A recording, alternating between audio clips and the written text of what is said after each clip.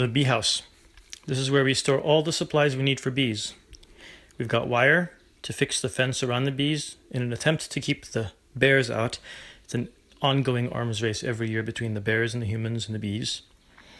We have a tin full of all the key tools we have: brushes, some comb, and some special tools that we use to pull up the frames out of the shallow boxes.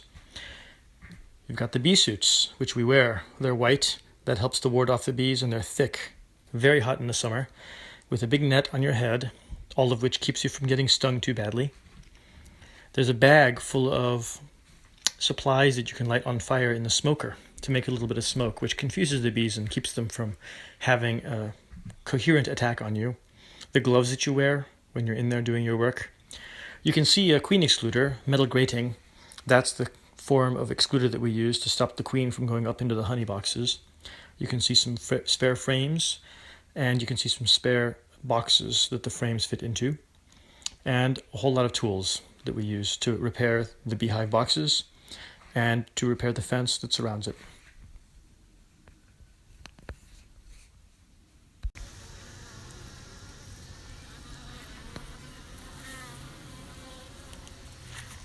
The beehive is swarming with activity today.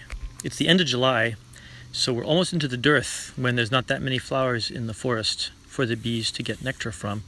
But there's still a few, and they're off on their search 2 miles at a time, getting nectar and getting pollen. The entrance to the beehive is tiny so that rodents can't get in. And there's guard bees that stand guard at the front and make sure no imposters come into the beehive. You can actually see one of the bees landing, carrying a big load of pollen on his rear legs, on his hind legs. And you can also see the bees lining up to deliver their nectar and their pollen into the nest. The bottom 3 boxes of the beehive, that's where the queen is laying her eggs. Above that there's a silver line, that's the queen excluder. And the queen excluder is a grating small enough that the queen can't go up through that. So the top 2 shallow boxes on top of the beehive is pure beeswax and honey.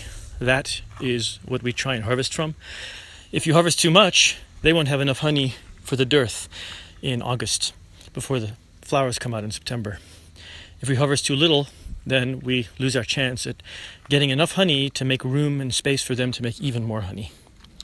So the bees are there. Inside, the bees are flapping their wings as hard as they can, drying out the nectar that they've collected from thousands of flowers, drying it down to just the right percentage sugar to make what we love and call honey.